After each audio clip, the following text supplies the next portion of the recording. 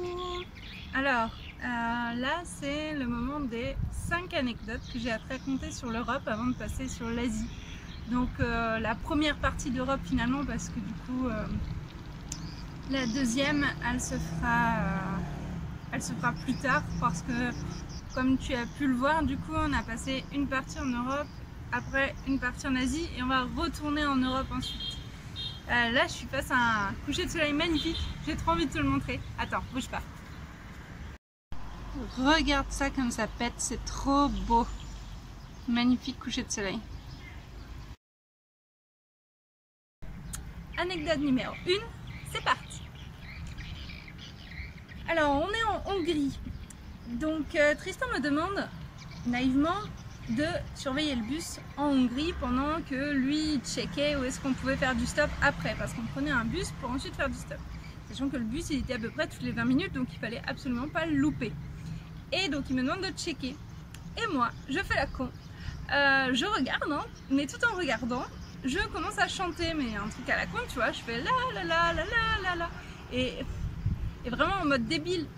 Et à un moment, Tristan relève la tête et on voit notre bus qui passe et Tristan qui crie « Nalouen, tu regardes ou quoi? Il est là le bus !» Et on a couru après le bus pour le choper et heureusement on l'a eu.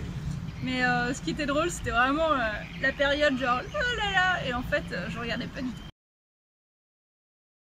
Pour l'anecdote numéro 2, en fait ça se passe en Italie quand on avait demandé à faire du couchsurfing. Il se trouve qu'on a eu une réponse, mais une réponse un peu bizarre, parce que le gars il disait très clairement qu'en fait il voulait bien nous héberger, mais contre une contribution de ma part spécifiquement sur des pratiques SM.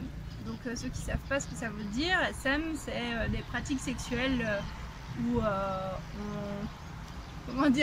où on se fait un peu du mal mais ça leur fait plaisir, tu vois. Et donc c'était son truc, mais sauf que le couchsurfing n'est pas du tout fait pour ce genre de rencontre.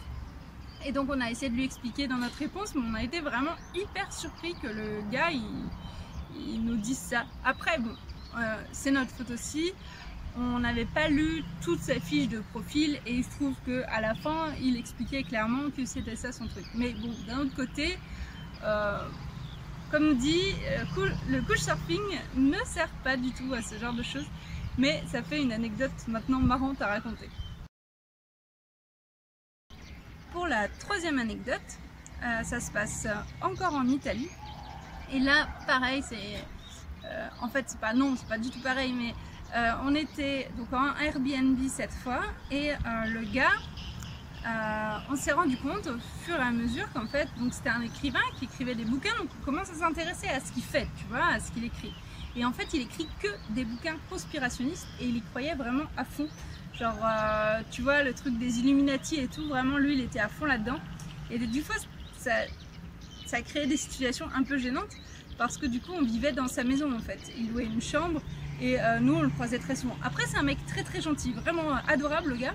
Mais c'est vrai qu'au niveau de discussion, des fois, il partait un peu en live tout seul où il nous expliquait des trucs complètement barrés. Et nous, dans ces cas-là, qu'est-ce que tu fais? Bah, tu acquiesces en fait. Vraiment, tu dis oui, oui, et puis voilà. Mais tu rigoles pas. Faut pas rigoler, faut prendre ça très très au sérieux, mais voilà. Et du coup, on est resté comme ça et ça s'est très très bien passé au final, mais c'est vrai que c'était assez drôle, assez gênant à ce moment-là. On va rester en Italie pour la troisième anecdote avec Hippo qui avait en fait il avait une façon de parler vraiment très honnête et vraiment c'était un américain et vraiment non, il était texan, pardon, et il était vraiment, je sais pas, il te disait ce qui lui traversait par l'esprit et du coup parfois ça créait des situations un peu drôles. Genre par exemple, donc notre travail c'était au Risonchi, donc c'était je te rappelle un peu, on travaillait beaucoup pour les plantations de chanvre qui étaient là-bas, enfin de cannabis, et on travaillait vraiment énormément et on trouvait ça même presque de l'esclavagisme à certains moments. Et donc à un moment, donc on est posé, on boit du vin et tout, c'est bon, on a fini de bosser. Et donc on chuchote à moitié sur le fait que c'était dur aujourd'hui, tu vois. On parle de nos difficultés. Et à un moment, Hippo, genre, je sais pas pourquoi ça lui a pété, genre, il commence à dire de manière, comment dire, genre vraiment tout fort, très très très fort. Il dit, on n'est pas du tout en train de parler du travail harassant. C'est génial de travailler plus de 10 heures par jour, c'est formidable. On dit qu'on est très très heureux en faisant ça et tout. Enfin bref, on était gênés rouges comme les tomates, mais c'était hyper drôle. Dernière anecdote, la 5, ça se passe en Hongrie. Et ce qui s'est passé, c'est que, en fait, il faut savoir qu'on avait acheté une liseuse et que, à la base, Tristan en avait une, mais dans notre déménagement, elle s'est complètement cassée, ça ne servait plus à rien, elle était inaccessible, complètement inutilisable. Donc, on n'avait pas beaucoup d'argent parce que justement, on avait beaucoup économisé pour ce voyage. Mais j'avais trouvé une super promo, on avait dû courir pour aller la chercher, genre la veille de notre départ, c'était la liseuse de la dernière chance.